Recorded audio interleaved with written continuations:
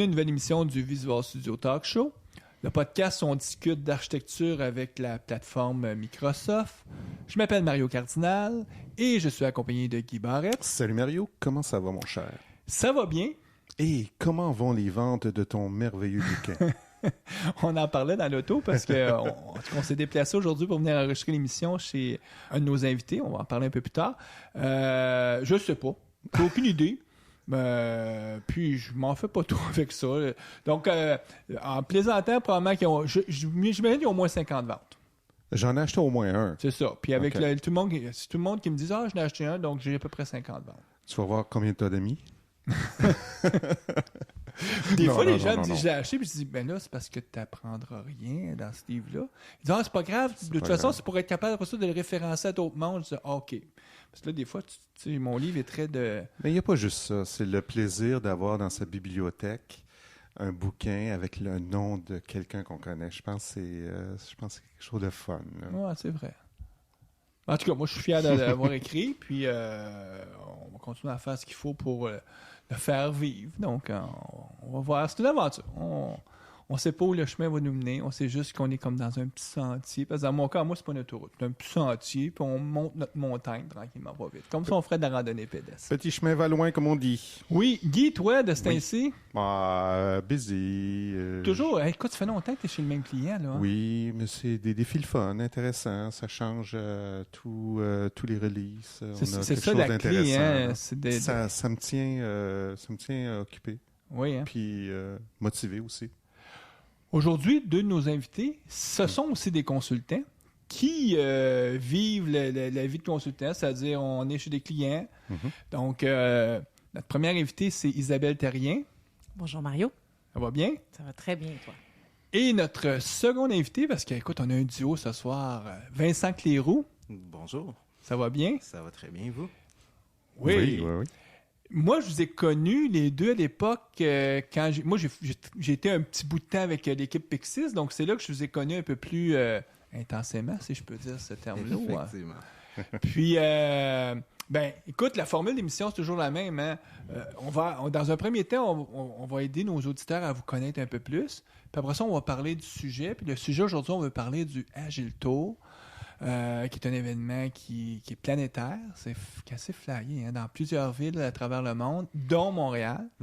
Puis, c'est sûr qu'on va avoir un focus sur ce qui se passe à Montréal, mais pour nos auditeurs qui sont en France ou en Chine ou aux États-Unis, parce que c'est un peu surprenant, mais il y a des gens qui parlent la langue française un peu partout sur la planète. C'est rendu anglophone aussi. Ouais. C'est plus strictement francophone. C'était ça à la base, là, ouais. Mais en Chine, je pense pas qu'ils parlent. Non, ils le font en chinois, j'imagine. Ça, exactement. Ben, c'est ça l'intérêt du Agile Tour, c'est que ça soit dans toutes les langues des pays. Donc aujourd'hui, on veut parler du Agile Tour, mais comme je disais, avant d'en parler, je veux brosser un peu plus votre portrait. Donc Vincent, toi, tu es toujours chez Pixis. Moi, je t'ai connu chez Pixis, tu es Oui. toujours là. Toujours là. Principalement, ce que tu fais, c'est un rôle d'accompagnement comme Scrum Master dans des équipes? Toujours comme Scrum Master. Ça fait presque 1 an maintenant que je m'occupe beaucoup plus d'équipes à l'interne à Pixis. OK. Donc, je suis Scrum Master pour des équipes comme un Burn Turtle ou des projets qu'on développe pour des clients. Donc, j'ai migré un peu de la consultation, donc aller chez des clients à Québec ou à Montréal pour m'investir mon temps, dans le fond, à l'interne. C'est ça, parce que chez Pixis, il y a 3 volets.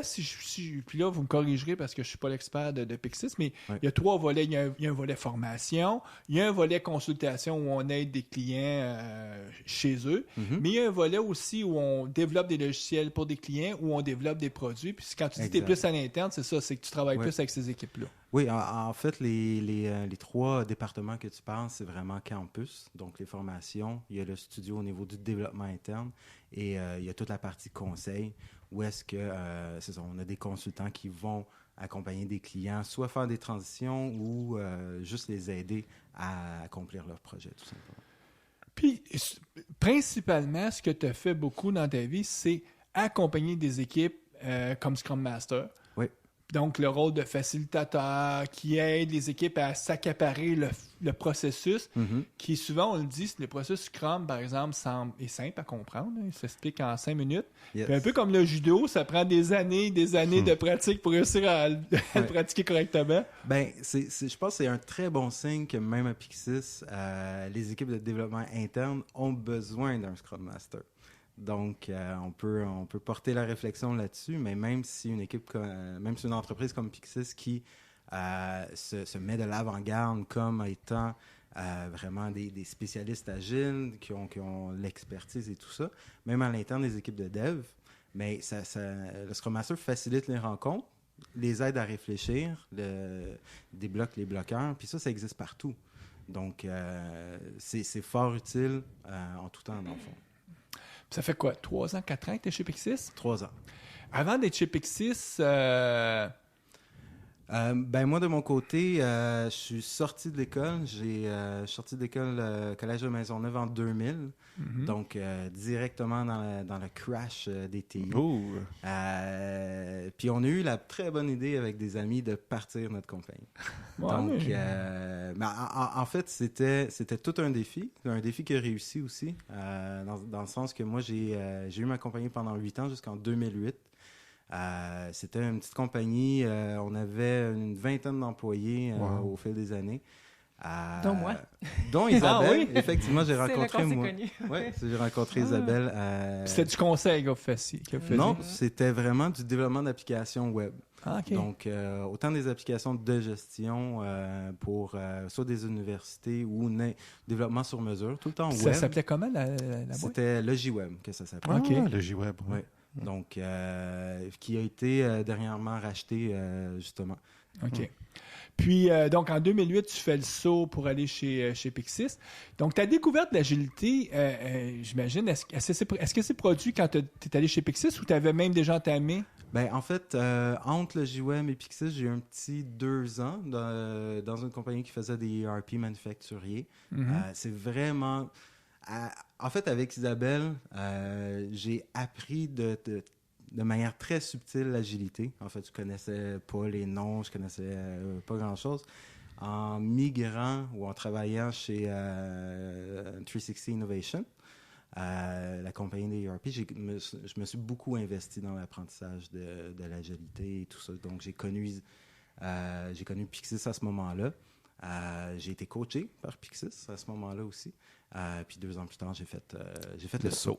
J'ai fait le saut chez Pixis. Puis, Isabelle, toi, je comprends dans ton parcours qu'un jour dans ta vie, tu as travaillé chez le J-Web. Oui, exactement. moi, c'est jusqu'en 2007, en fait. Puis en 2007, moi, j'ai fait le saut à Pixis parce que je connaissais quelqu'un qui travaillait là-bas, qui m'avait beaucoup parlé d'agilité. C'est Marc-André Thibodeau, qui me parle, c'est un ami de longue date, puis il me parlait beaucoup d'agilité, puis il m'avait inspiré un paquet de pratiques qu'on avait essayé d'ailleurs chez le J-Web, les rétrospectives, des sprints de 2 semaines, les daily scrum, un paquet de choses qu'on faisait. Évidemment, on n'utilisait pas tout Scrum. Je n'avais pas encore catché à l'époque qu'il fallait tout faire ou rien pantoute. Mais bon, quand même, ces quelques pratiques-là étaient quand même vraiment bien appréciées par le client. Ça nous a permis de faire un gros projet en très peu de temps, puis d'avoir un client satisfait au bout du compte. Puis je sais qu'à un moment donné, dans ton parcours chez Pixis, tu es même allé en Europe. Oui, là, quand je suis arrivée à Pixis, moi, je suis arrivée comme développeur. Parce que là, à la J-Web, j'étais un petit peu tout. Là, j'étais architecte, chef de projet, Bon, en tout cas, j'en ai fait des affaires là-bas. Ouais. Une petite compagnie, hein, c'est ça. Puis moi, comme je faisais mon MBA, j'arrivais avec plein de nouvelles idées, puis j'en entendais parler de l'agilité. Fait que j'intégrais plein d'affaires avec la gang de la J-Web. C'était vraiment cool. On tripait. Un moment donné, il y avait une journée qu'on a faite. C'était quasiment un open space sans savoir qu'on faisait un open space. On en a essayé des affaires. Fait que là, après ça, quand je suis arrivée à Pixis comme développeur, retour aux sources, développeur agile, j'ai fait 2 petits projets avec des Français. Puis le 3e projet, donc au bout de 5 mois, là, je suis allée à Paris démarrer un gros projet. Là, c'était la grosse affaire, plusieurs millions de dollars, une équipe de 15 personnes. Puis, je voyais ça, c'était vraiment gros. Puis moi, j'étais la Scrum Master qui démarrait la patente. Pas dans un contexte de transition, ce qui était vraiment bien. C'est vraiment un contexte où tous les gens étaient vraiment avait envie de faire de l'agilité. Fait que moi, j'arrivais là-bas, fait que je faisais avec mes pratiques sans trop me préoccuper là, d'arriver doucement avec ça. Pour quelqu'un qui a peu d'expérience, c'est génial comme première approche.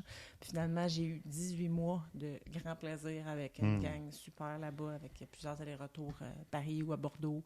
Mais un gros projet assez compliqué, assez risqué. D'ailleurs, j'avais fait des conférences sur le sujet dans le temps. Je sais pas s'il y en a qui s'en rappellent. Que j'ai fait C'était à cette Montréal. époque-là que moi, je t'ai connu parce que j'avais été voir une de tes présentations justement là-dessus. Oui, c'est ça. Puis on parle de Pixis, mais aujourd'hui, tu es coach agile chez Agile Partnership. Oui, qui est une depuis autre 2 ans.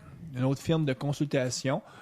Ben, en fait, c'est un peu différent parce qu'on est tous associés. En fait, on est 5 associés, puis on est tous indépendants, en quelque part, mais ensemble aussi. Fait que c'est une autre formule que d'autres firmes de consultation. Puis Agile Partnership, en tout cas, mon point de vue à moi, c'est que vous êtes beaucoup plus des seniors qui offraient du service conseil, si on peut appeler ça comme ça. En tout cas, du coaching, comme le bon terme, c'est ça, à plus haut niveau. En tout cas, je ne sais pas si c'est le bon terme à plus haut niveau, mais en tout cas... Au niveau de la direction, puis ben, ça dépend là, sur les 5, on n'a pas tous le même niveau d'expérience et d'expertise, je dirais. Quelqu'un comme Éric Laramé, beaucoup plus au niveau des directeurs, tu sais, beaucoup d'expérience. Moi, je me spécialise plus avec les équipes. Je fais du coaching de plusieurs équipes à la fois, disons. Là, je vais coacher les Scrum Masters, coacher les PO. Je suis pas encore rendu au vice-président. Ça, c'est moi. Peut-être que j'ai pas assez de cheveux gris, peut-être. Je suis prêt avec moins de crédibilité, mais ça va venir dans un futur. Ça peut être peut-être plus plaisant coacher des PO des Scrum Masters que des vice-présidents. Sincèrement, j'adore ma job. Puis je sais entre les mandats de Scrum Master et les mandats de coaching, comme ça me permet de rester groundé. Puis, Ça fait 2 ans que tu es chez Agile Partnership. Ça fait 2 ans que j'ai fait des mandats, au nom de Agile Partnership. Puis on tripe vraiment, là, les 5 associés, à faire nos meetings mensuels. Puis on partage, un paquet d'affaires, on partage des connaissances, on partage notre matériel de formation, on partage un paquet de choses. C'est vraiment une belle formule. Je pourrais toujours en parler une autre fois. Puis, donc, toi et Vincent, vous êtes connus il y a très longtemps à travailler ensemble pour un même employeur. Ouais. Puis aujourd'hui, même, vous vous retrouvez dans une même organisation à but non lucratif qui est la communauté Agile de Montréal. Exact. Donc, puis je pense que c'est la façon de le dire. Communauté Agile de Montréal. Ouais, c'est le nom officiel. En fait, le petit nom, c'est Agile Montréal. Agile Montréal. Ouais. Qui, lui, existe, cette organisation-là existe depuis 2002? 2002. Ça va vite, hein? Fondé par François Beauregard de Pixis, à la base. Puis ça fait depuis 2011, février 2011, que c'est une OSBL, officiellement. C'est ça. La nuance à faire, c'est que, oui, Pixis a aidé à fonder ça au début des années 2000, quand vraiment, c'était quasiment un parcours dans le désert. En tout cas, au début, il n'y avait probablement pas beaucoup de monde qui connaissait ça. Puis, on peut dire qu'à partir des années 2006, en remontant, là, il y a vraiment eu beaucoup d'adoption. Et le cheminement normal, à un moment donné, c'était de détacher Agile Montréal de Pixis, parce que ça peut avoir peut-être un point de vue péjoratif en disant « c'est une organisation pour mousser une compagnie ». Donc là, en 2011, ils en ont fait vraiment une organisation à but non lucratif qui est complètement indépendante de Pixis maintenant. Complètement indépendante. En fait, même moi, si je travaille à Pixis, je m'investis en tant que bénévole au conseil d'administration de la communauté. Tu es le seul, de toute façon, qui est chez Pixis. Oui, effectivement, je suis le seul présentement au CA. Puis en même temps, je pense que en 2011, il y avait aussi une croisée des chemins, c'est-à-dire que la communauté commençait aussi à devenir assez grande. Donc, en termes d'investissement, ça commençait à demander beaucoup de temps. Puis justement, depuis qu'on est au SBN, il y a du sang nouveau, il y a des idées nouvelles qui arrivent, il y a plus de monde qui s'investit, donc ça facilite également la gestion des événements de la communauté. Autant que la Principalement pour nos auditeurs qui sont peut-être dans la grande région montréalaise, c'est une rencontre par mois à peu près. Oui. À peu près. Puis nous, on va mettre le lien sur la page, là, mais le lien est assez facile, c'est agilemontréal.ca. Hein?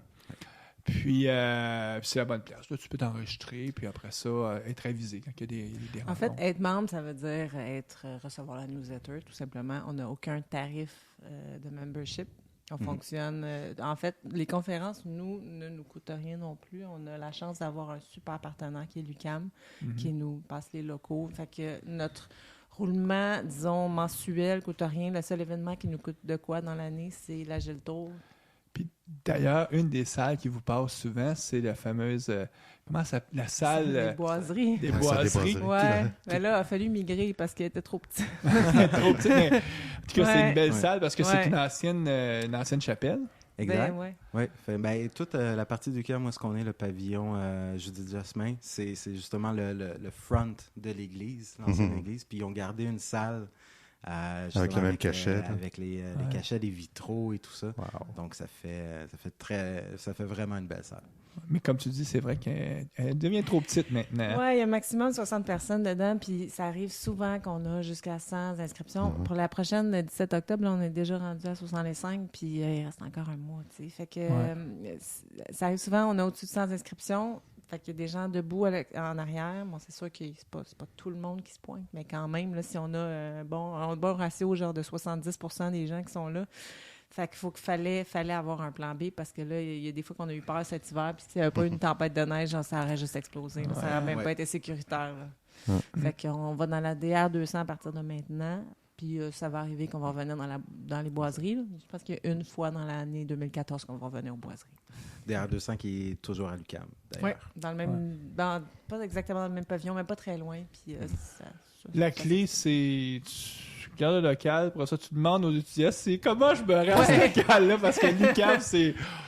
En tout cas, c'est un autre sujet, on s'y mais... perd un peu, ouais.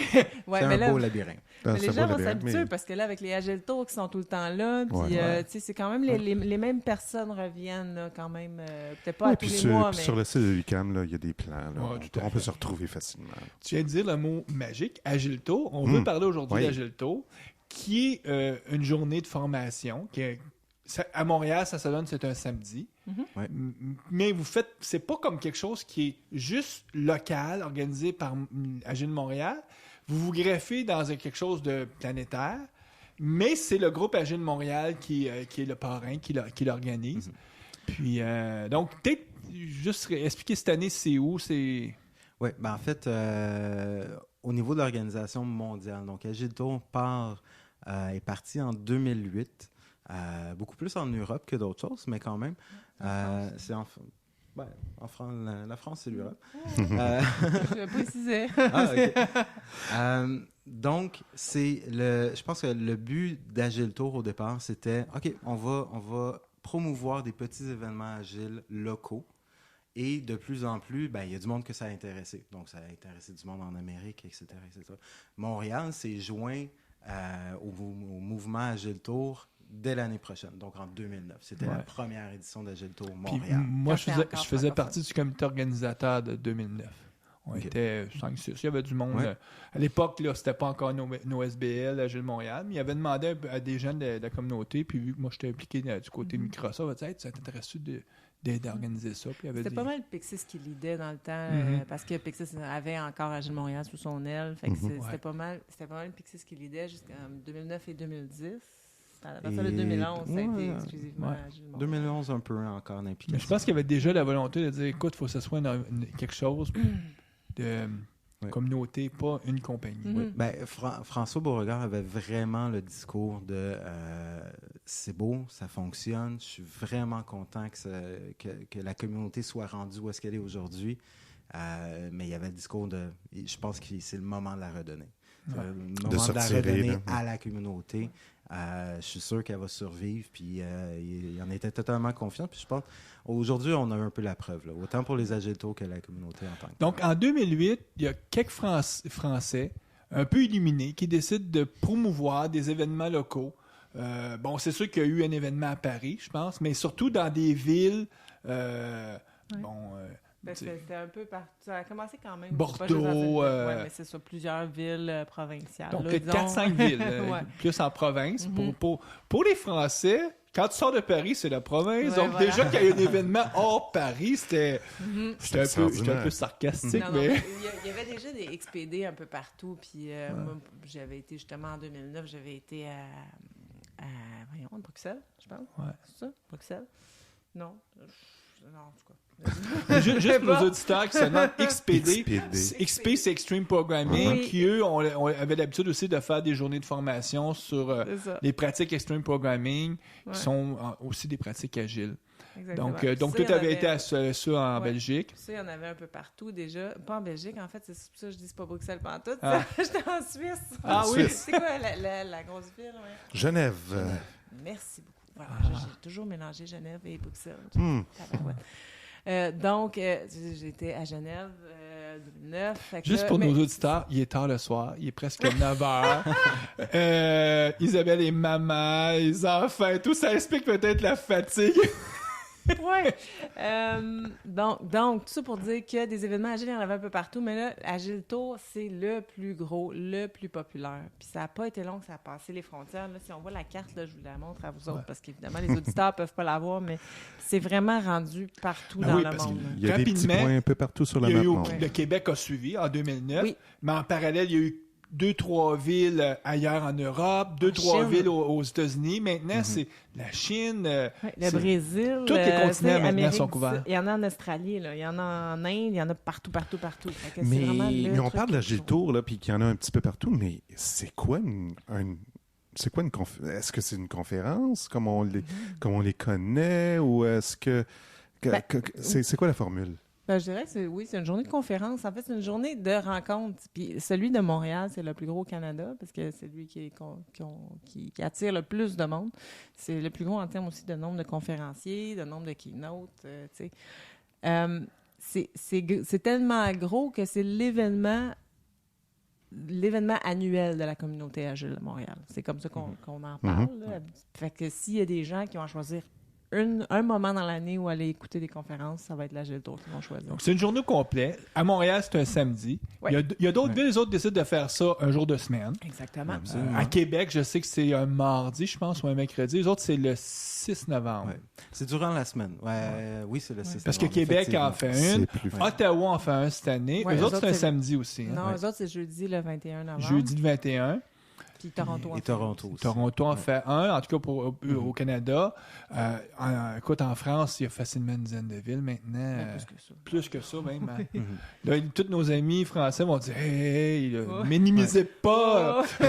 Deneville, ça devait être la première année, là, mais là, ouais, non. Il y en a beaucoup. Ouais. Puis ailleurs en Europe. Ça- Puis comme on l'a dit, il y en a sur les 5 continents. Donc, si jamais vous écoutez l'émission puis que vous êtes en Australie, ben jetez un petit coup d'œil. Peut-être quelque chose qui se passe. Mais c'est sûr qu'en Australie, ça ne sera pas en français. Ça va être en Non, non, anglais. c'est ça. Avec le bel accent australien. Puis, le but de ça, c'est une journée. Donc, absolument, c'est une séquence de présentation Oui. d'à peu près 1 heure par présentateur. Puis souvent, il va même avoir des pistes. 2-3 pistes différentes parce que les gens peuvent suivre. Comme par exemple, vous, là, dans votre journée, vous avez combien de pistes? En fait, la formule cette année, c'est on a 3 conférenciers principaux. On va nommer les noms tantôt. Ouais. En termes de pistes, on va en avoir 8 en parallèle. 8 pistes en parallèle. Ça veut dire Ouais. que tu peux pas tout voir. Là. C'est Non. malheureux. Ah, hein? il y a non. des choix déchirants. Il y a des choix j'imagine. déchirants. Puis ça nous oblige parce que pourquoi les 8 pistes? Ça part de... On reçoit beaucoup de candidatures pour être conférencier. Ça, on a une belle communauté à Montréal. Puis il y a beaucoup de monde à l'extérieur de Montréal, au Canada, qui entendent Ils veulent parler, venir à qui veulent Montréal. venir à Montréal. Donc, on reçoit énormément de propositions de conférences. Donc, les couper, ça devient déjà pour nous autres un choix déchirant. Donc, on en met beaucoup. Puis en même temps, on a le nombre d'inscriptions aussi pour accueillir et distribuer 5 à 600 personnes dans ces 8 salles-là. Est-ce que tu n'as pas loin de toi la liste des 8 pistes? Juste pour donner une idée à nos auditeurs. Oui, en fait, c'est pas 8 pistes avec des sujets différents. Vraiment, on place les conférences puis on se préoccupe pas trop d'avoir des sujets.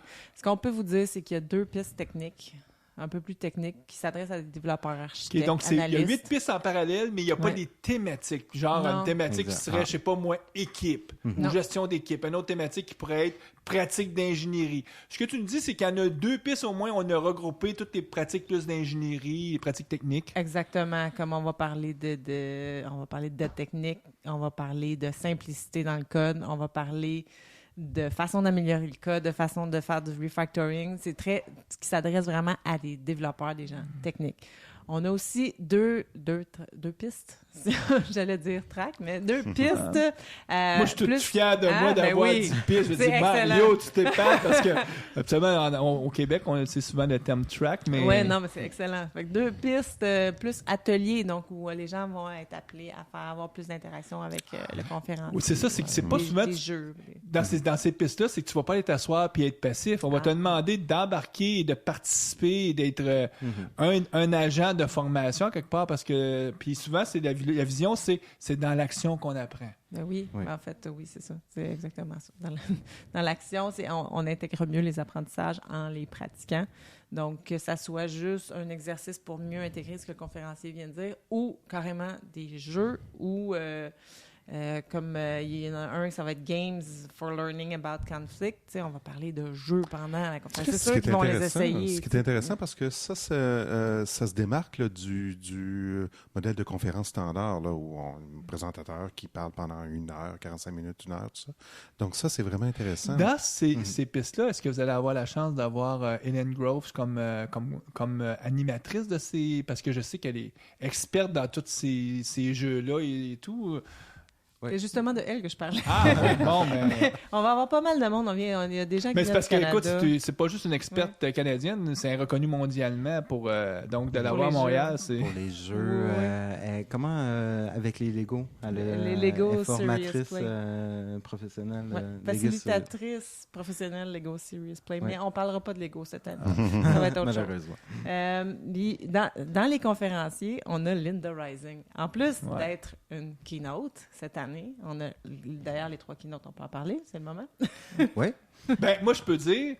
Moi, je suis allé tout de suite acheter mon billet. Dès que j'ai su que Linda Rising était à Montréal, Linda Rising, même si c'est juste 1 heure dans ma journée, ça vaut le prix du billet parce que c'est une grande dame à tous les niveaux. Là. Pas juste comme penseuse de la vision agile, mais elle a été impliquée. Elle est dans ceux qui sont dans les personnes qui ont été initiatrices de tout le mouvement des patterns. Puis moi, j'ai été chanceux dans ma vie. J'ai eu la chance de passer une journée de formation avec elle où est-ce qu'elle nous enseignait sur les patterns. Puis c'était une journée fantastique. Donc pour moi, juste ça vaut. Tu sais, la conférence, c'est pas cher. Juste ça. Mais en plus, elle va redonner notre atelier dans la journée. Oui, elle va donner notre... Mais son keynote, c'est sur quoi? Bon, son keynote, elle, c'est The Power of an Agile Mindset. C'est un On keynote... s'entend que c'est en anglais parce qu'on ne demandera pas de parler en français. C'est une américaine. Non.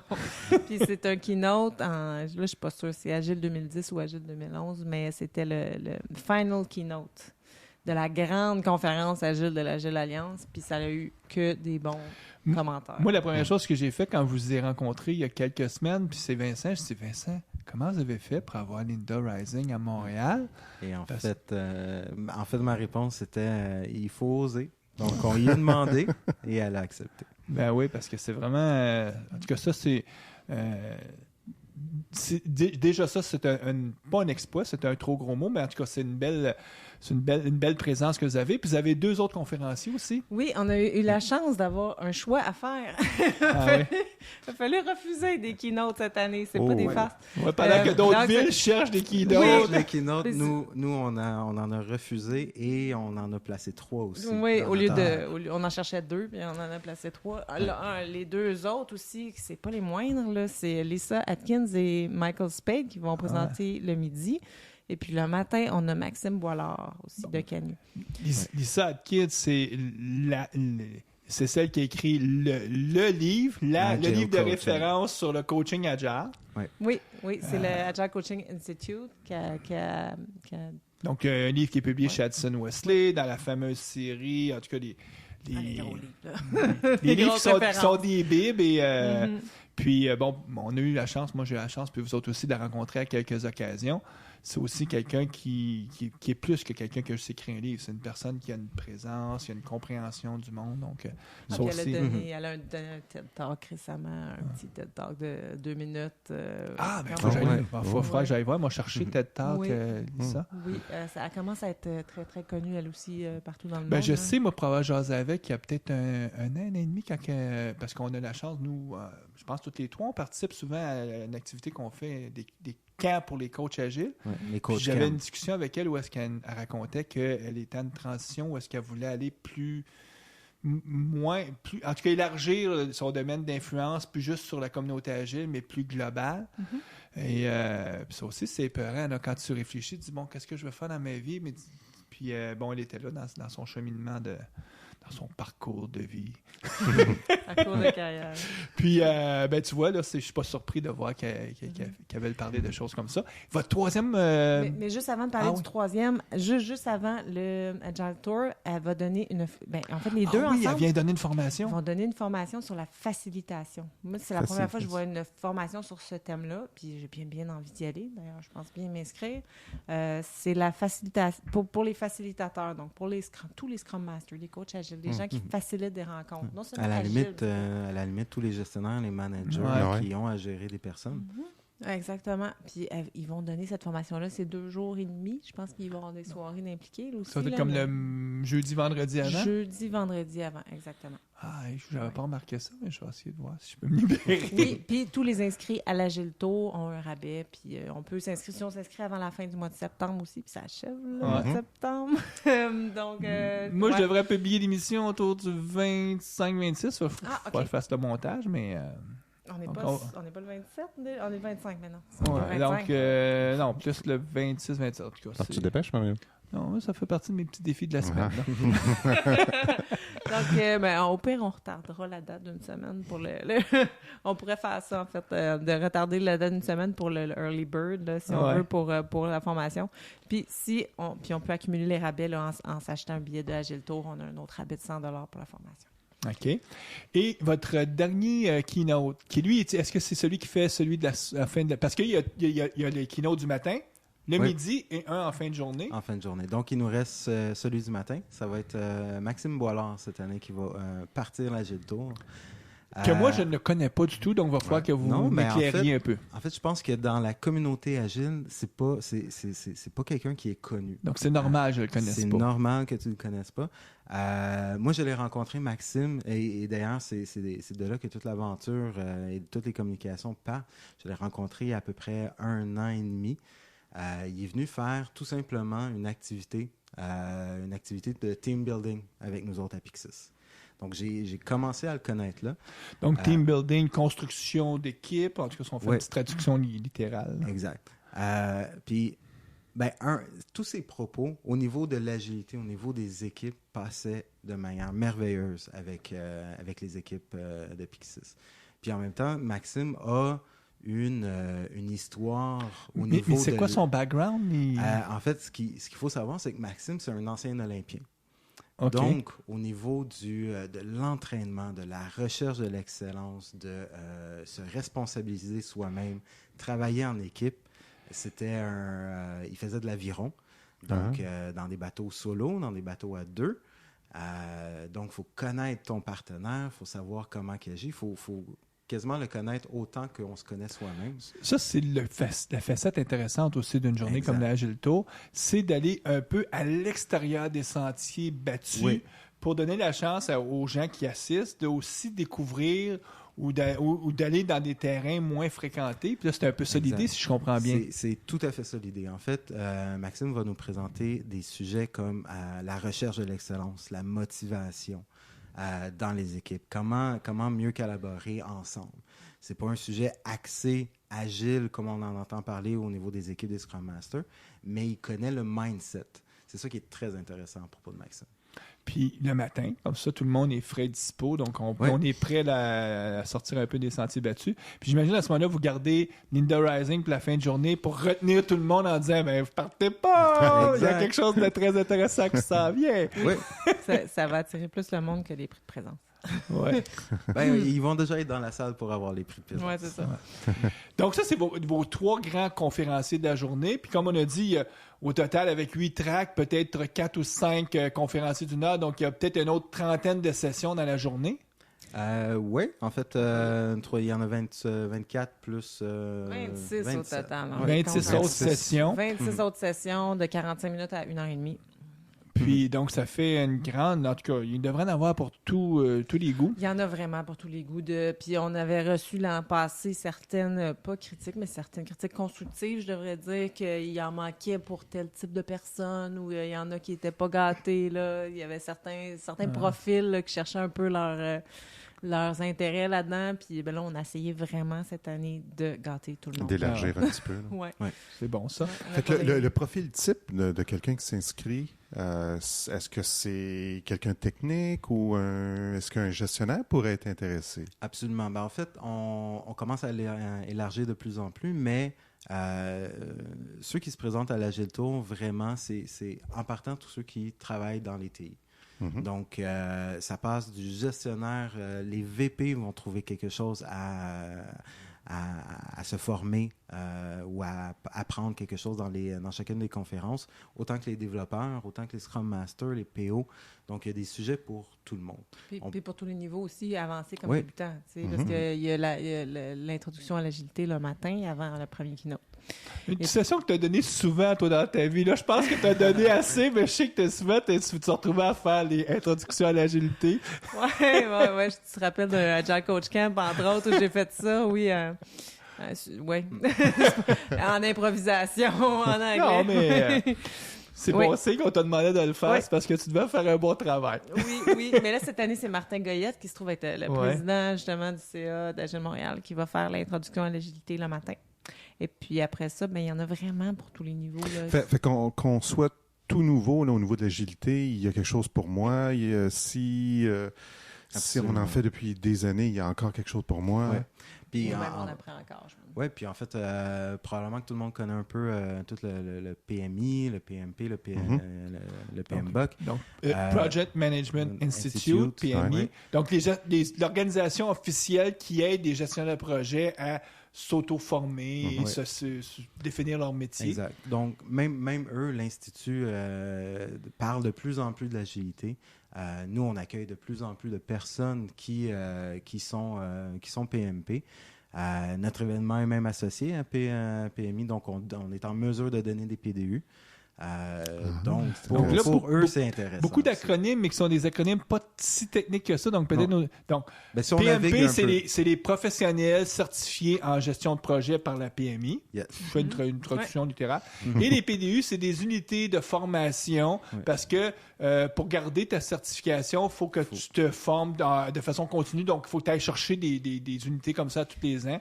Et donc, avec le prix que ça coûte la journée, là, c'est imbattable en termes de ratio PDU par dollar là, ou dollar par PDU, c'est imbattable. Quelqu'un qui s'intéresse, qui est dans qui est PMP, ça vaut la peine de venir. Puis en même temps, ça permet, si on a jamais la chance d'élargir leur horizon en disant il y a autre chose que juste la gestion de projets planifiés, en tout cas classiques. En fait, l'industrie québécoise évolue beaucoup dans le sens de l'agilité. Et tous ceux qui sont dans les modes waterfall, même si l'organisation aujourd'hui n'en fait pas, je pense qu'ils se doivent un peu de connaître. Ils se doivent de connaître qu'est-ce qui s'en vient. Parce que dans une grande organisation, on va avoir peut-être 70% des équipes qui fonctionnent en mode plus waterfall. Puis tu as un autre 30% qui fonctionnent en mode Scrum ou qui sont beaucoup plus agiles. Donc, il faut savoir comment gérer toutes ces différentes équipes-là. Je sais que la majorité des grandes organisations, maintenant, dans leur avant-projet, ils ont toujours la fameuse gate. Est-ce que c'est un projet qu'on va gérer de façon agile? C'est-à-dire, est-ce qu'il y a tellement de risques on est incapable de définir le besoin de façon formelle initialement. On va y aller agile. Versus, non, le besoin il est bien connu, on peut le définir, on peut faire après ça un plan, puis là, on y va avec la méthode traditionnelle. Souvent, ça devient une porte, une espèce de go-no-go que presque toutes les grosses organisations sont en train de se mettre en place. Là. Absolument. Si on n'est pas à Montréal, c'est sûr, c'est une grosse journée. Mais dans les autres villes, des fois, c'est un peu plus petit, mais c'est toujours un peu la même formule. Il y a toujours des keynotes le matin, ou en tout cas au moins une dans la journée, qui est quelqu'un qui a une certaine renommée, et des ateliers ou des présentations un peu plus formelles, mais c'est toujours un peu la même formule, et c'est toujours le même objectif. Vulgariser l'agilité, et puis donc aider les gens qui ne connaissent pas ça à mieux maîtriser, d'une facette, puis d'autres facettes, ceux qui connaissent ça, ben, continuent à se former. Donc, il y a toujours une portion avancée puis une portion débutante dans ces journées-là. Et souvent échange. C'est-à-dire que même si on est un expert du domaine, on s'en va à une conférence, c'est un sujet qu'on maîtrise un petit peu moins, mais on peut... tous les conférenciers agiles ont cette force-là, je trouve, de vraiment être en mesure de répondre au fur et à mesure de sa conférence à des questions, de débattre et tout ça. Le changement ne leur fait pas peur. Hein? Exact. Ils s'adaptent, puis je pense ils embrassent le changement. Là, je suis pression de... Mais je pense que faut que ça vienne avec. Donc, si tu es un conférencier agile, mais tu as déjà un mindset de faire de l'inspection, adaptation, d'apprivoiser le changement, de composer avec des curveballs qu'une question peut amener. Donc, c'est vraiment le style de conférencier qu'on attire de toute façon. Puis souvent, le conférencier va retourner la question aussi aux gens de l'Assemblée en disant « Mais qu'est-ce que vous en pensez? » Parce que c'est des coachs. Ça, c'est les coachs. Mais pourquoi on fait ça souvent? C'est parce qu'il n'y a pas une réponse. Il y a plusieurs réponses. Ça dépend du contexte. Donc, la bonne réponse, c'est justement de dire « Selon vous, quelle est... » Souvent, c'est qu'il n'y a pas de bonne réponse pour tous les contextes. Donc, donner une réponse que finalement, c'est pas vraiment ça, parce que si, parce que Y, peut-être que tu n'avais pas, dans le fond, cette réponse-là. Ou il faut expliquer tout le contexte. Dans ce contexte-là, je dirais ça, mais là, des fois, les gens oublient. Puis ils disent, lui, il a dit que c'est... Non, il n'a pas dit toujours, il a dit dans ce contexte-là. Et il doit sûrement avoir beaucoup de conférences ou de sessions là, qui se terminent dans le corridor là, et qui continuent pendant plusieurs minutes. C'est ça que j'allais ajouter, parce que Vincent parle d'échange avec les conférenciers, puis c'est très, très vrai, mais moi, j'irais beaucoup plus loin que ça. C'est qu'il y a même des gens pendant les conférences, qui vont même pas aux conférences, puis qui échangent dans le corridor, justement. Ça, c'est la grande force. Hein? Oui, c'est vraiment... Puis on a un cocktail après aussi. On va faire un cocktail. Il y a le dîner, il y a plein de pauses de 15 minutes. Il y a plein de moments où les gens qui sont là peuvent échanger, discuter, se faire des nouveaux contacts, se faire des justement, j'allais dire nouveaux amis, là. Des nouvelles connaissances. Oui, ou des gens avec qui on a travaillé il y a plein d'années, puis là, on les voit, puis mon Dieu, oui, toi aussi, t'es agile dans ton entreprise, puis parle-moi-en, puis il y en a qui sont un peu moins, puis qui aiment s'entendre parler des expériences des autres. C'est un aspect qui est super important. Quand on va, par exemple, à Agilto, on en bénéficie lorsqu'on participe, lorsqu'on rencontre les gens, lorsqu'on Oui, il ne faut pas juste rester dans son coin, puis aller exactement. aux conférences, puis après ça, aller aux toilettes pendant 15 minutes, puis attendre le prochain, puis aller s'asseoir tranquillement. Donc, c'est vraiment, on en tire un maximum quand on participe. Mais si on est quelqu'un de timide, c'est correct aussi de faire ça. Absolument. Parce qu'il ne faut pas penser qu'il faut absolument que j'aille serrer. Non, tu peux aussi rester tranquille dans ton coin, personne ne va t'achaler. C'est correct. Parlant d'achaler, je ne sais pas si ça existe encore, mais nous, dans les premières années, il y avait, puis là, je prends un terme qui peut sembler péjoratif, mais est-ce que cette année, puis je ne sais pas si vous le faites à Montréal, mais est-ce qu'il va y avoir des compagnies qui viennent avec leurs kiosques, qui veulent présenter des produits? Est-ce qu'il y a encore ça? C'est une façon aussi de trouver du financement? Absolument. C'est-à-dire que de plus en plus, l'Agile Tour devient gros. De plus en plus, on a des besoins pour accueillir ces personnes-là. Et ce qui nous aide vraiment, vraiment à garder les prix aussi bas, justement, c'est les commanditaires, c'est les partenaires. Donc, de plus en plus cette année, il y en a qui sont là et ils viennent pour toutes sortes de raisons. Il y en a qui ont des produits à faire connaître. Il y en a qui veulent recruter, tout simplement. Moi, je fonctionne en Agile. Je cherche des bonnes personnes. Il y a des chances qu'il y en ait des bonnes, là. Exact. Il y en a qui viennent pour recruter. Il y en a qui viennent pour faire connaître leurs produits, leurs services, etc. Donc, puis ça leur coûte des sous, puis ça donne du financement pour baisser le prix pour chaque personne qui assiste. En fait, c'est vraiment ceux qui y participent qui y gagnent. Donc, d'avoir autant de commanditaires, ça fait, comme tu dis, baisser les prix. Puis les commanditaires, principalement, leurs kiosques sont ouverts pendant à la fin, quand il y a le cocktail? En fait, ils sont ouverts toute la journée. Ils sont ouverts toute la journée? Oui. Puis, moi, je sais que le cocktail, en tout cas, d'avoir les commanditaires... Quelque chose que je trouve intéressant d'avoir les kiosques, c'est que des fois, tu arrives dans un cocktail, puis malheureusement, tu connais pas beaucoup de visages. Là, tu dis, Puis là, tu dis, ben là, je suis pour faire le piquet debout. Donc là, ça te permet de kiosque. Tu vas dire bonjour. Ça te permet de. Puis là, il y a quelqu'un d'autre. Puis là, tu peux établir des relations sans avoir eu, en tout cas, le malaise de dire, ben là, moi, je connais personne ici. Parce que tu vois, on va s'inscrire à ces activités-là en disant, ben ça m'intéresse, mais. Je connais personne. Il y a juste moi de mon entreprise qui s'intéresse à ça pour l'instant, où on y va à 2 ou 3, mais la journée fait en sorte qu'on n'est pas vraiment les 2 ou 3 ensemble. Ben, ce qu'on pourrait proposer, parce que ça ne sera pas la formule kiosque cette année, parce que les cocktails ne sont pas à côté des kiosques, malheureusement, mais on essaiera de faire venir ceux qui étaient au kiosque avec des beaux name tags, donc ils vont pouvoir eux-mêmes se présenter à ceux qui sont gênés un petit peu plus pour les cocktails. Ça serait une bonne idée. Marie. Ouais. Ouais. Mais de toute façon, chaque ville décide comment il organise. Il y a des villes où il n'y aura pas du tout de commanditaires qui vont venir. Parce qu'il y a quand même une certaine flexibilité. Là. Si vous êtes, je sais pas moi, dans la région d'Ottawa, puis vous allez à celui d'Ottawa, ben la formule... La mission est la même, mais le moyen pour s'y rendre peut être différent, puis c'est pas grave. Ben en fait, chaque entité locale au niveau de la Giltour est complètement indépendante.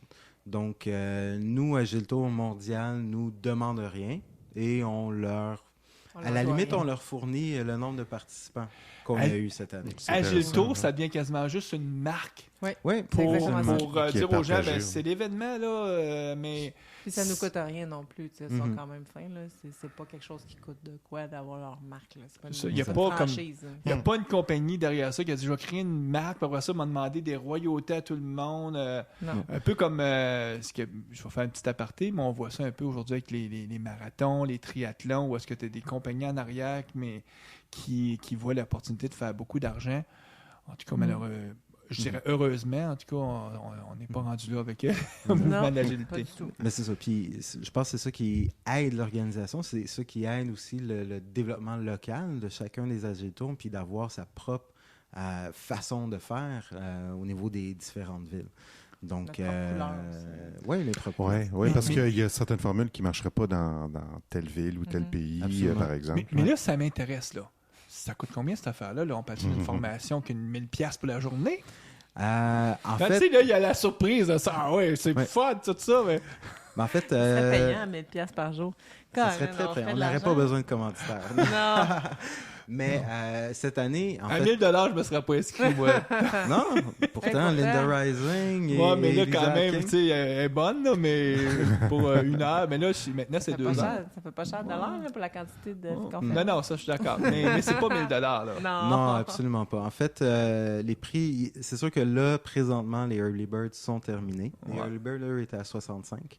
C'était 65$, c'est que les gens s'étaient inscrits avant, mais le prix, ils sont inscrits maintenant, ça va être quoi? C'est 90. Un gros 90$. Puis tu le repas là-dedans? Le petit déjeuner, la collation, le dîner, la collation et même peut-être un drink au cocktail. En plus, c'est vraiment... Dans le fond, là, c'est à peu près ce que ça vaut.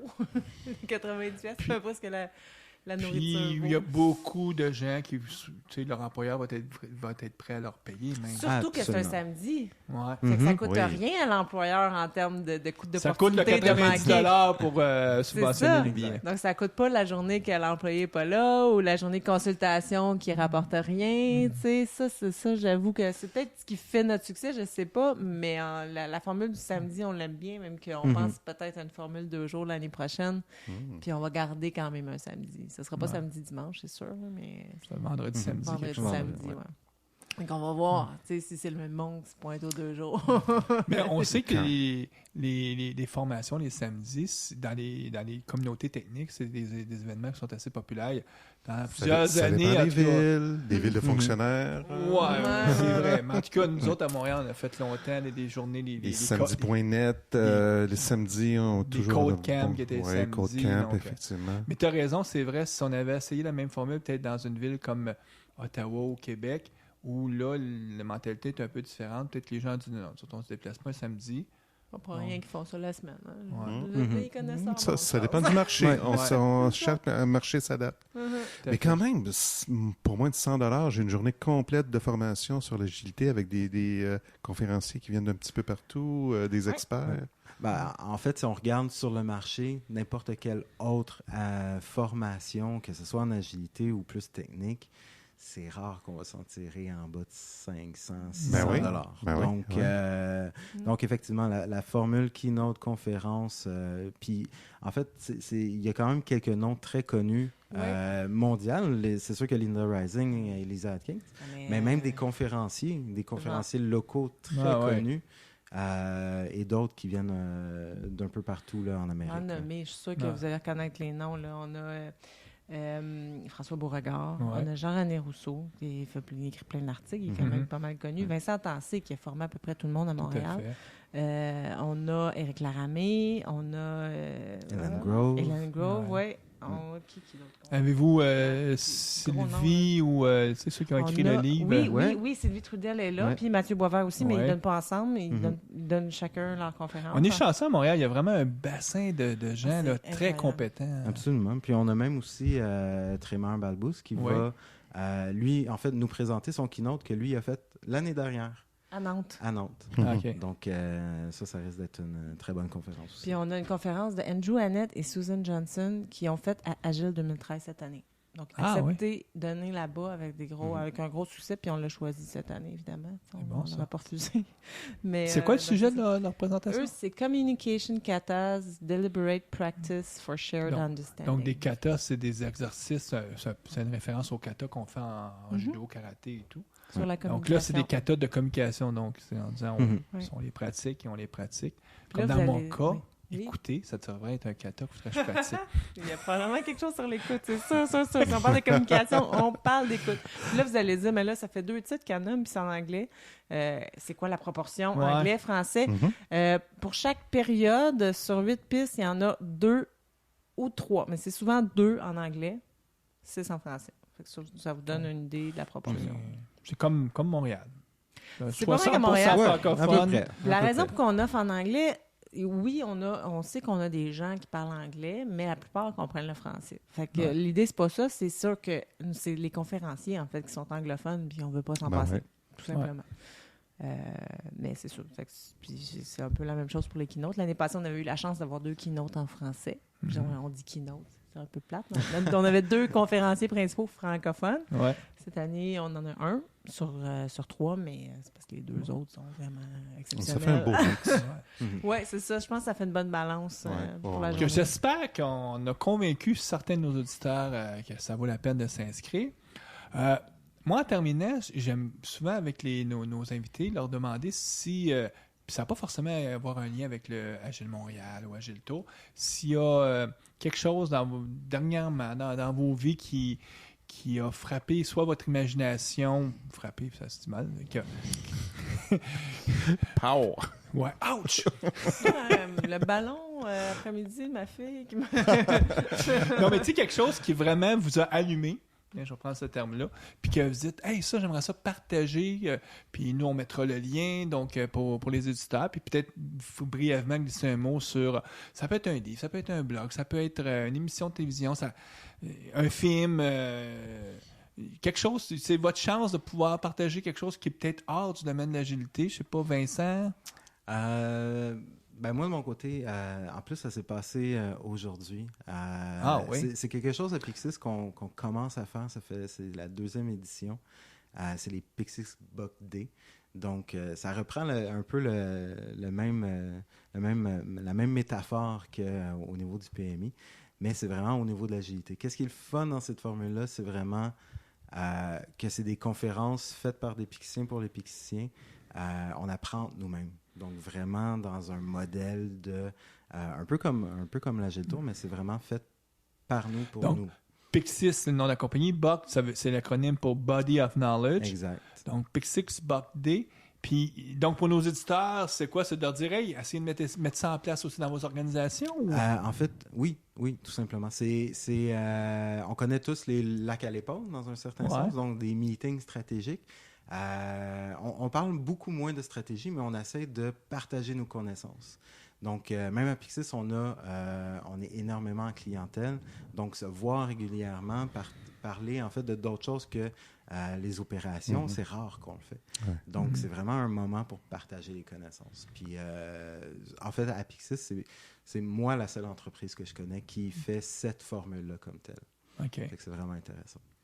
Isabelle, toi, j'imagine que ce ne sera pas une journée de formation en entreprise. Vous êtes 5 experts dans votre boîte. Ben, mais c'est vous ça, avez j'allais peut-être- dire. On fait ça chaque mois. Mais c'est pas sous format conférence. Quand on a 4 personnes devant nous, c'est plus sous format échange. On se fait des Discussion, coaching ouais. circles, on se fait un paquet d'affaires. Fait que oui, j'encourage tout le monde de faire ça, évidemment. Au moins, au minimum, des communautés de pratique entre Scrum Master ou entre Product Owner ou des choses comme ça. Puis il y a toujours de moments- quoi à découvrir. là. Ah ouais. Fait que- Ouais, des moments où vous discutez de vos jobs, finalement, vos problèmes. Mais c'est pas ça que je voulais vous partager. C'est un livre que j'ai lu, que j'ai commandé un peu par hasard sur Internet. C'est Harvard Business Review qui ont publié ça. C'est un recueil des 10 meilleurs articles. Ils appellent ça les must-reads. Must-reads. En tout cas, À lire, les articles les, à les lire. articles 10 à lire. Puis chacun de ces articles-là est une mine d'informations incroyables, des recherches scientifiques sur la communication dans les équipes, sur comment bâtir des équipes gagnantes. Puis c'est pas juste la théorie, là, il y a les façons d'y arriver aussi. Donc ça, c'est un livre, on peut l'acheter, là. C'est un livre qu'on peut acheter sur Amazon. Moi, c'est là que je l'ai acheté. Puis c'est un recueil donc du Harvard Business Review qui, eux autres, les Ils font souvent puis- ça, puis à donner une thématique, puis en réalité, ils prennent un paquet de papier qui a... qui ont les D'articles, plus populaires, hein? donc les articles les plus lus, les plus marquants des 10 dernières années à peu près. Là, c'est sur l'équipe. traduction littérale, paper, papier, mais article, effectivement, c'est une bonne traduction. Donc, puis, mais là, c'est en anglais. C'est en anglais, évidemment, mais c'est... Mais bon, écoute, dans notre domaine, là, si on ne lit pas l'anglais, on devient désuet assez rapidement. Ton livre n'est pas en anglais, Mario? Oui. Écoute, en français, j'aurais pas eu 50 acheteurs, j'aurais même pas eu un, peut-être. Je l'aurais d'accord. acheté, Non, je l'aurais acheté. Sylvie et Mathieu, Ouais, ils l'ont c'est fait vrai. en français, là, leur Ouais. livre. Donc, il y aurait peut-être eu quelques-uns, mais regarde, on fait un podcast en français parce qu'on est quand même francophone. Puis, Parce qu'il y a juste nous qui ont le courage d'en faire un en français. Ouais, c'est ça, le fait en Ça, on français, on prend, n'aura pas ça, de on compétition. ouais. Ah, ouais. C'est un bon moyen. Ouais, reste à conquérir le marché français maintenant. Ben oui. Donc, ben écoute, on vous remercie tous les deux. Oui. Puis, on va souhaiter que... Longue vie. Ouais, ben je pense que c'est Ouais. bien parti. Ouais. Agile Montréal, Agile Tour. Donc, parce qu'Agile Montréal, vous êtes dans votre 11e année, 12e année? Agile Montréal, là, c'est une 12e année. Si on veut. Bon, 3e année comme OSBL. Agile Tour, c'est 2008, 2009, 2010, 11, 12, 13. 6e Agile Tour. Ouais, ça va vite. Ouais, hein? ça Non, va vite. 5e Agile Tour à Cinquième. Montréal. Et puis, à chaque année, ça grossit. On est rendu à 600 cette année. On espère avoir 600 personnes. Il y a déjà 350 600 billets de personnes. vendus. Fait que, C'est faites bon. hein? vite. Donc, il faut Faites vite. s'inscrire rapidement. Oui. Oui. On vous remercie encore. Puis nous, on va faire la pause parce qu'on va parler des actualités.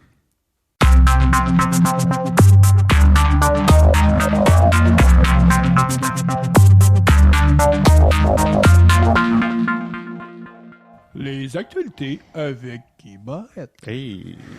Tu sais, nous, là, il y a eu comme une pause. Les auditeurs disaient, tu sais, non, mais nous autres, la pause a duré un gros 4 secondes. J'ai regardé Guy, j'étais-tu des actualités? Oui, j'en ai deux, Mario. OK. Ah, laisse-moi deviner. Des choses reliées avec Azure. Il y en a une. Je suis un peu sarcastique parce que Guy est MVP Azure, donc Ouais. tout ce qui est actualité sur Azure, c'est sûr qu'il les connaît. Mais c'est parce que c'est l'équipe où il y a le plus de nouveautés. Oh, Puis, ouais. Ça, c'est vrai. T'as ouais, raison ouais. que c'est là, si on regarde Microsoft, c'est là où ils vont faire beaucoup d'argent dans le futur. ben, pas nécessairement, mais c'est là où présentement là, ça bouge le Ouais. plus rapidement parce que sont sur des releases d'à peu près 4 à 6 semaines. Il y a tout le temps quelque chose de nouveau qui sort. Puis aujourd'hui, c'est Oracle qui est maintenant des VM où Oracle est préconfiguré, qui sont maintenant Oracle, disponibles. les bases de données Oracle. Base de données Oracle, effectivement, oui. Parce que sur Azure, tu as tout un paquet de VM déjà préconfiguré. Ouais. C'est sûr que tu as toutes celles de Microsoft. Et là, même, ils commencent à élargir. Puis, bon, il y avait beaucoup Qui de... aurait pensé que Microsoft offrirait des Oracle sur leur infrastructure? Ben, c'est parce que si t'es Microsoft, dès que tu roules ta base de données Oracle sur leur infrastructure, tu payes. Tu leur fais faire de l'argent. Donc, Ah oui. Pourquoi qu'ils le feraient pas, hein? C'est des services. Tout à fait. Et l'autre... c'est Microsoft a annoncé la nouvelle génération de leur tablette Surface. oui, Surface 2. Oui, Surface 2. Donc, 2 nouveaux. Un qui roule le processeur ARM. Donc, on avait avant Surface RT. Oui. Donc, l'acronyme RT est disparu. Maintenant, on a Surface 2 pour le processeur ARM. Puis ensuite, pour la version Intel, c'est Surface 2 Pro. Une nouvelle génération, amélioration, tout ça. C'est intéressant. C'est pas donné, mais il faut comprendre que c'est plus qu'une tablette. C'est un laptop, là, finalement, un portatif en format tablette. Personnellement, moi, je vois un brillant futur pour le Surface 2 Pro, parce qu'effectivement, c'est un super ultra portable. Quand je dis ultra portable, là, c'est avec son clavier, puis le format de clavier, c'est une tablette aussi. Là. Ouais. Ça, je vois un brillant futur parce que oui, il y a toute la compatibilité avec les applications Windows. Mm-hmm. Personnellement, je pense vraiment que l'ancêtre, le RT, ou ce qu'il appelle maintenant le Surface Pro, je pense que. Non, Surface, excusez, ce qu'il appelle le Surface maintenant. Moi, je pense que c'est mort dans... Écoute, Dell a annoncé aujourd'hui il y a juste Microsoft maintenant qui va en produire. Il y a juste Microsoft puis finalement Nokia qui ont acheté, qui vont en produire. En tout cas, je pense pas que ça va faire long feu, cette affaire-là. En tout cas, on verra. Peut-être qu'ils vont me faire mentir. Mais je suis pas mal sûr. C'est sûr qu'en regardant les deux, en étant professionnel puis en développant... La Pro est beaucoup plus intéressante parce qu'on peut la brancher sur des moniteurs externes. Il y a un docking station maintenant qui est disponible. Il y a un nouveau clavier qui s'appelle le Power, qui contient une petite batterie aussi pour étendre la durée de vie de la batterie. Un des gros problèmes de la première génération, c'était la durée de vie de la batterie qui était 4 heures seulement. Ouais. Là, on parle d'au moins doubler la durée de vie de la batterie, donc ça commence à être intéressant. Oh, bien, puis bon, on peut pas faire fi que quand tu as besoin d'une machine pour créer du contenu, oui, il y a des gens qui vont dire « Je peux tout faire ça avec un iPad, j'ai mon clavier Bluetooth et tout. » Oui, mais je pense que Microsoft a encore sa place là, dans cette facette-là. Comme je dis, pour ce qui est de l'offre de dire « je vais faire vraiment un produit qui compétitionne iPad avec juste des applications natives Windows 8 », ce qui est essentiellement le produit Surface. Il n'y a pas assez d'applications Surface, en tout cas aujourd'hui, pour vraiment que... C'est sûr que Microsoft, ils disent, regardez, si vous comparez avec l'iPad, on fait tout mieux, mais regarde, la réalité, c'est qu'il y a déjà 2 joueurs. Tu as iPad, tu as Apple d'abord, puis Android. Puis là, un 3e joueur qui rentre, il n'y a plus de place pour ça. Surtout que les tablettes Android sont rendues... Écoute, aujourd'hui même, Kindle qui annonce, c'est l'ancienne génération de leur Kindle, $139, mais qui va avoir l'upgrade du nouveau 139, ils vont en vendre pour Noël là, des Kindle à $139. Là. Oh! En plus, ils ont mis la compétition est féroce. Ouais, j'ai acheté il y a 2 semaines un beau petit une tablette Galaxy Tab 8 pouces.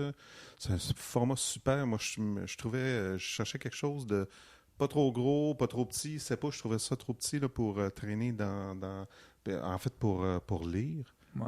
Soit des magazines ou des articles. Puis j'ai trouvé le format 8 pouces super intéressant. 250 pièces en vente. Là, ça. Vois-tu, moi, Guy, j'ai des meilleurs yeux que toi, donc moi, le format 7 pouces, 10 pouces, je suis très heureux avec. Alors, ça conclut? Oui, ben écoute, sur ce, on va souhaiter bonne programmation à nos auditeurs et on vous revoit dans quelques semaines parce que le mois d'octobre arrive à grands pas. Puis, comme toujours, ben, ça sera une surprise qu'on va vous présenter. On vous tient sur le qui-vive. À la prochaine. Au revoir.